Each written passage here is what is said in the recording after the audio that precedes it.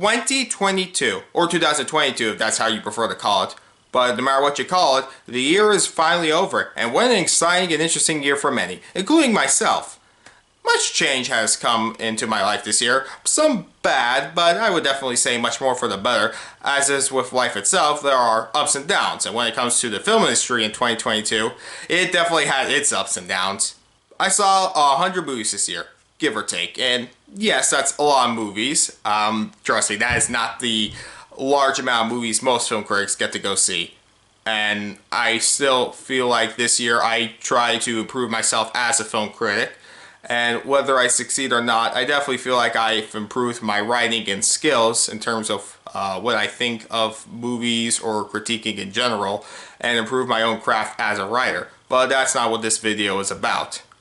Now, while the state of going to a theater itself could be in a better light, what I think can be said when all is said and done is that there are still many movies that come out each year that are good. There are still many good movies that come out each year. Some better than others for sure, but the films that stick out remind me why I do love going to the theater. Seeing movies on the big screen, that magical feeling, the outstanding visuals, the genius of the script and direction a movie can go, and masterclass performances all together on the big screen. And these 10 films are why I do love watching movies on the big screen. But I shouldn't say there aren't many movies on the small screen at home I would disregard either. And while I think many will argue whether or not this is a good or bad thing with movies having to share both the big screen and small screen these days, honestly, 2022 everywhere I looked had movies I loved to watch. Movies I wouldn't forget. Some I definitely hated more than others, but the top 10 films of 2022 I can recommend and hope other people will watch, as these were the best movies that 2022 had to offer in my opinion. And whether you did see it on the big screen or small screen, we can all celebrate good movies we watched because there are just so many good movies to recommend. I hope you watch some of them. And you know what? I'm glad I got the opportunity to see these movies because they were just a good time to have. Or, at the very least, they were the best movies I saw this year. So, let's get into it. Number 10, The Banshees of Inisherin. Written and directed by Martin McDonagh, The Banshees of Inisherin is a black comedy and sad but intriguing tragedy about the downfall between the friendship of Pedrick, played by Colin Farrell, and best friend Colm, played by Brendan Gleeson, with the latter calling it off and Pedrick trying to understand why this is happening and figure out if he can embrace it or what doom to follow that if he can't. Set against the 1920s in Ireland, the movie is visually pleasing and expertly crafted, with the dialogue and the performances elevating the already great material. Colin Farrell gives easily one of, if not the best performance of the year, along with the rest of the cast doing one of the year's best ensembles, and the sharp dialogue and depressing atmosphere left me a changed man by the end. It's not something I ever want to watch again, necessarily, due to how much of a bummer it is, as I kept trying to ignore it, knowing I would go into this being left in a depressed mood throughout. But the more praise I heard about it, I had to finally watch it. And honestly, I am kind of glad I watched it. I'm left with a movie that questions loneliness, friendship, selflessness, and so much more. The themes and characters will stick in my head for years to come. It's my prediction that this movie that honestly left me a pretty changed man by the end, and maybe others who watched it too, this will probably win Best Picture at the Oscars next year. Number 9. Phil Tippett's Mad God. So, Phil Tippett's Mad God is a stop-motion masterpiece that took decades to make, and finally watching it, it is truly a movie that if I had to describe it in just 2 words, those words would be indescribable and unforgettable. The movie doesn't have a clear narrative, and honestly it's kind of hard to sell people I know on it, as it follows at first a character called the Assassin, who descends deeper and deeper into a world of nightmares. Even the worst nightmares dreamed of couldn't compare to this movie's visuals. But ironically, there is beauty with every single detail, the imagination displayed in every single frame, the mystery, the gore, the insanity. It's stuck with me months later still. The lack of a clear story can definitely, and I mean definitely, be a turnoff for many, and I literally admitted in my review of the movie, I paused the film at one point and took a nap for a half hour. But despite all of that, the movie might be somewhat exhausting, but I wouldn't say it's boring, not whatsoever. It might be something that everyone can get into, but for me, it constantly invests me with one of the most unique worlds I've ever bear witness to in fiction, and whether or not people love or hate the film, it's no denying that the movie pulls off everything it sets out to do. And anyone who can love craft, animation, horror, and so much more, the list goes on. And while this movie won't be for everyone, I really want to reiterate that they can hopefully appreciate the movie and the feeling a true mad god would actually have in mind to make something like this. Because man, this is truly one of the most unique things I've ever seen. Number 8. Marcel the Shell with Shoes On. Marcel the Shell with Shoes On is a live-action / animated mockumentary set in the real world with a documentarian played by the movie's director and co-writer Dean Fleischerkamp, who rents an Airbnb and starts to document Marcel, voiced by the movie's co-writer Jenny Slate, who's a young shell with shoes on, and that doesn't have the best grasp of the world around him, but is so lovable, quaint, and charismatic. The simple things Marcel does are so complex and genius, I love it so much. Now, compared to the last 2 movies on this list, this film is so cozy, warm, and alive with lovable characters and beautiful animation. It's impressive how any of this was pulled off to the best ability the filmmakers could. I haven't felt this way about a movie specifically since maybe the Paddington movies. That warm feeling that really it's not just watching a feel-good movie, but something specific like this that just puts you in a good mood. Something like that, if that makes any sense. The movie's funny, sad, and so lovable, whether you like it or love it. It's hard to imagine anyone could hate the film, as its heart is present throughout, and the movie makes me feel all the emotions it wants me to feel. And that's well done for a film about a talking shell. With shoes on, that actually gives it some bonus points.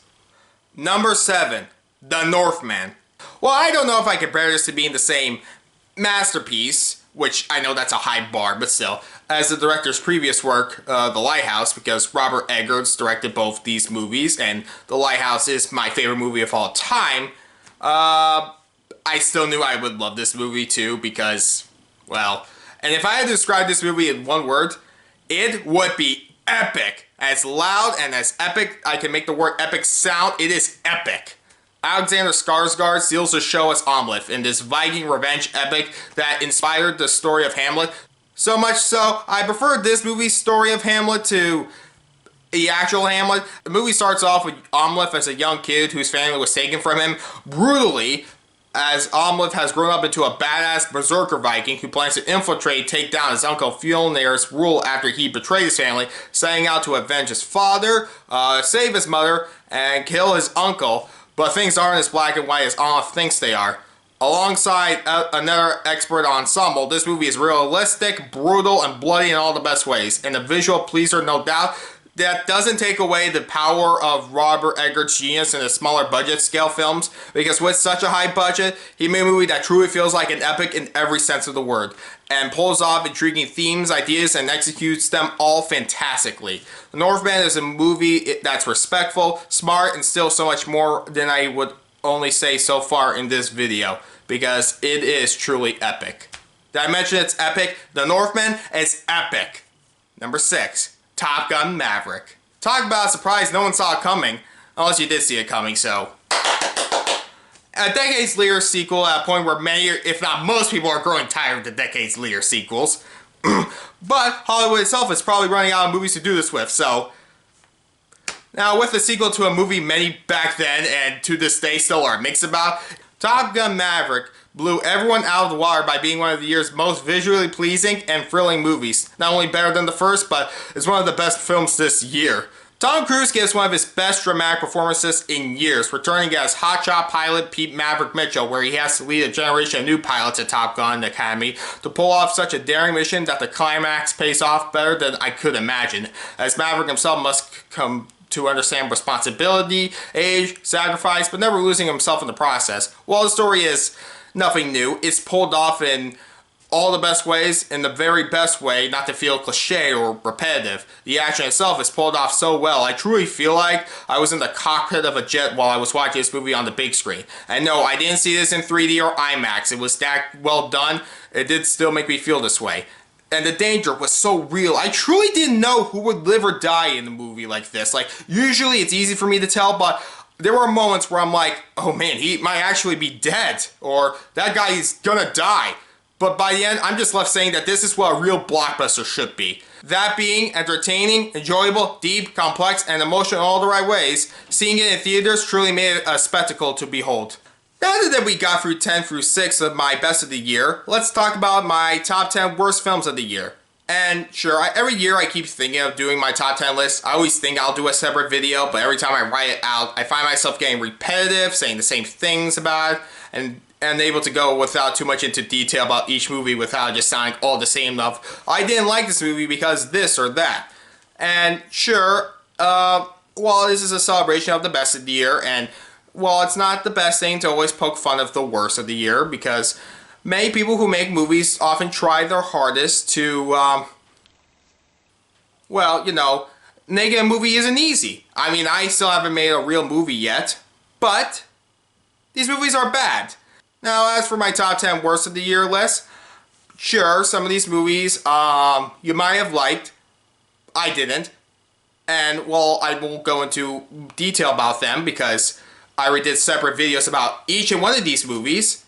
Regardless of all of that, here's the list from 10 to 1 of the worst I saw this year. Number 10, Pinocchio, the Disney Plus remake. I know the Pauly Shore one is probably worse, but this had no excuse. Number 9, Night in the Museum, Kamura Rises Again. I still don't know if I'm pronouncing the title right, and even if I'm not, I don't know if I care enough to actually get the title right because I didn't like the movie enough. Number 8, SM6 Time Pirates. Number 7, A Genie's Tale. Number 6, Halloween Ends. I will say, after I did my review and I saw those who defended it, it really did not change how I felt about the movie. It really did not. Number 5, Fantasy Football. I think this was technically a TV movie, albeit I thought this was Paramount Plus exclusive. But regardless of all that, the movie is terrible and has some of the most unlikable characters I saw this year. Number 4, the soccer football movie.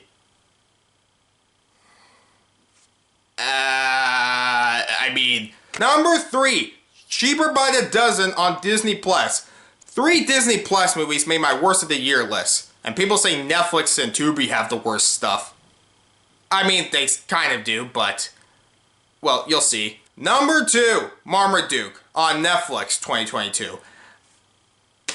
Yeah, the worst animated movie I saw this year. Number 1, the worst movie I saw this year was Titanic 666. I shouldn't even have to explain why this isn't the worst movie I saw this year. And if you want to know why I did watch it, I probably said why in my actual review of the movie. But with all that said, let's actually talk about good movies again. Number 5, Glass Onion, a Knives Out mystery. Or just Glass Onion as I like to call it because, like The Lighthouse, one of my favorite movies of 2019 is Rian Johnson's Knives Out. One of the best whodunits I've ever personally seen, even though I'm not the biggest fan of it, so I probably don't have the best standards when it comes to that genre. But with a great ensemble, a fantastic mystery, focusing more on the how and why than the who, and overall just being fun and entertaining, I really hope the sequel would meet my expectations, and it did. Releasing for a limited time in theaters a month ahead of being on Netflix as they purchased the exclusive rights to the sequels. Even though I wrote this list before I saw this movie again, now that it is on Netflix, my opinion totally hasn't changed. If anything, it has definitely gone up because it was totally worth it seeing it on the big screen for all the locations that feel grand, and the writing is just as great as before. I wouldn't go as far as to say better, like it really does depend on your personal choice, but it's definitely on par for sure. With Daniel Craig once again returning as Detective Benoit Blanc, who is mysteriously invited alongside a group of rich people to a private island for a murder mystery party that not only goes wrong, but with the twist in this movie being so surprising, I have no choice but to call it genius. And I have no choice but to call it genius because it is that good. The pacing never felt slow since, like the previous film, the ensemble in this film might be my favorite ensemble of all this year. With funny, likable enough characters, it was definitely some of the most fun, entertaining jokes and sequences I definitely saw this year. And the movie itself, it's just smart, clever, sly, intriguing, complex. It's pure fun to beginning to end. Even if you don't love this movie, I think everyone can at least like something from it. But me, I truly did love this movie. Again, it's pure fun beginning to end. And that's what I go to the movies for. Even if it isn't something groundbreaking, yeah, this is what I love about movies. Number 4, X and Pearl. Yeah, both these movies. You'll see why. 2022 had so many great horror films. Listing the movies that didn't make this list would go on for way too long. But of all the horror movies to come out this year, I personally saw, because again the list goes on, my favorite horror movies of the year are X and Pearl, both directed and written by Ty West, with Mia Goth co-writing Pearl, the prequel, as she stars in both films as different characters. Done so well, Mia Goth gives me my favorite performance of the year overall. Both movies are released from the ground up, with X releasing first, then the prequel Pearl coming out later in the same year. But it should be made clear you can love either film without seeing either. I mean, I certainly would have put both movies on this list on its own separately, but together are now some of my favorite horror movies overall. X takes place in 1979, following a group of young friends making a porno at an old couple's farm that goes wrong, because of course it does, with Pearl in 1918 following the origins of the old woman in that film in the prime of her life and how she became the person we see in X. And that's as far as I'll say without spoilers. Both movies stand on their own with fantastic cinematography, performances, characters, themes, and scares. Saying any more could reveal too much. So I highly recommend fans of horror to watch X and Pearl, especially before the third film in this trilogy, Maxine with 3 X's, releases next year, as this is now one of my most anticipated films of 2023. So, can't wait. Number 3, The Fabelmans. Steven Spielberg's The Fabelmans was my most anticipated film of the year, and I'm so glad it paid off. The story, based on one of the greatest directors of all time's very own childhood and who he became today, following it through the lenses, for lack of a better word, of the young Sammy Fabelman's childhood to young adult life, and everything in between about this person's passion for filmmaking and being there for his family, who are going through both a lot on their own, and Sammy maturing and figuring out who he wants to be, needs to be, and has to understand what love and passion truly is along the way, and what family really is. I don't know what else to say. It is truly one of the most relatable and moving films of the year for sure. And that might be biased in some ways, but I really don't care. As someone whose life mirrors so much this main character's own, I can't hold back my tears seeing myself in so many of these movie scenes, but loving every other character too, as everyone is identifiable, lovable, and enjoyable. Anyone that could have had their own movie. But watching The Fabelmans has given me the love and courage to do what I wish for the rest of my life, because I can't thank Spielberg enough for telling me something I needed to see this year more than any other film. Number 2, Everything, Everywhere, All at Once. Without doubt, those who've seen the movie truly know it lives up to its hype, and those who don't know yet are in for one of the most original entertaining rides of the year. In an action comedy that not only pulls off more than it can chew, it comes back for seconds and thirds at the same time. Director and writing duo Daniel Kwan and Daniel Schindler tell a story about a woman named Evelyn, played by Michelle Yeoh, at the lowest point of her life, with her family and business falling apart, but she becomes the unlikely hero to save the multiverse, doing literally everything everywhere. Like, trust me, that sounds like a vague way to say it, but I might be a broken record saying I love this film, because in this video I've said I loved every single movie for different reasons. But seeing it in theaters with a laugh riot going on in the background and leaving me speechless for an hour after watching it, this is the most entertaining film of the year for some of the best action sequences, some of the best jokes, even some of the best performances. And this movie is original, heartfelt, hilarious. I don't know how much I can say without giving away too much, because I do recommend going into this with as much knowledge as I give if this kind of movie would appeal to you. But because I'll never forget my experience seeing this on the big screen. And I did truly love Everything Everywhere All at Once. I just loved it. What more can I say about a movie without giving too much away, other than I just love the movie. I love Everything Everywhere All at Once. And before we get to my number 1 pick of the year, it's time to talk about honorable mentions. In which case, some people might ask, if there are so many movies you have for honorable mentions, why not just make a top 20 or 30 list? As I said, there are many great films to come out in 2022, and while I made sure to put the movies I think are the very best on my list, that, at least in my opinion, I do think there are many films that would have made this list or were hidden gems that deserve the spotlight. So before I say what my favorite film of the year is, here are some honorable mentions in no particular order. And if I didn't give spotlight to your favorite movie of the year or one of your favorites, this is my list, so keep that in mind.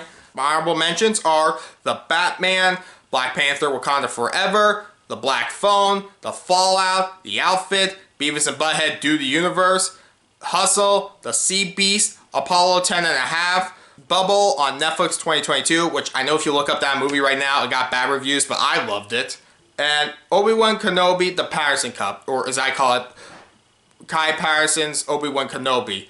As this is easily one of the best examples of editing this year that took the Obi-Wan miniseries. And honestly, the fan edit as a 2.5-hour movie is honestly both my preferred version of this story, but also makes me really excited to see what Kai Patterson does next. If this is just a testament to what he could do, I'm just excited for him as well as anyone else who has any passion, any heart for making movies. Anyone can make something great if they try hard enough.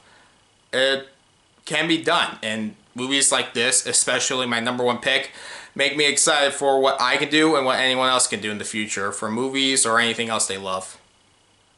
So with all that said, here is my #1 movie of 2022. #1, Guillermo del Toro's Pinocchio. So many movies this year had heart, care, and passion, and everything else a great movie should have gone into making it. And feeling it, watching it. So many movies this year had heart, care, and passion. Everything a great movie should have gone into making it.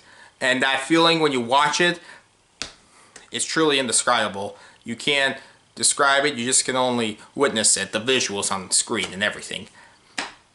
But a few movies this year came close to how I felt about Guillermo del Toro's Pinocchio.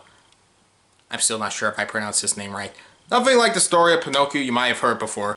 As if you think you already know the story of the puppet who comes to life and strives nothing more than to be a real boy, that's enough for you to go into this, and in my opinion, to be blown away from its own take of the story. But everything else, it just excels at. It's a stop-motion animated film anyone of any age can watch and love for its character, story, visuals, themes, and ideas. It balances the original story with its own ideas, and it's easily, without question, my favorite version of the story of Pinocchio in general. Granted, I never did fully read the book. I've just seen so many adaptations that are like beat for beat, so this definitely did feel fresh by comparison. But there's still so much more to it than just that. The music, the colors, the heart. The movie is dark but also loving, real yet fantastical in so many other ways. I saw this movie on Netflix twice and wish it was in theaters so badly since it's that good. But nevertheless, I can't stop loving everything about the film. I will watch it again and again and again for years to come. Show it to my children one day and be important to me still beyond that.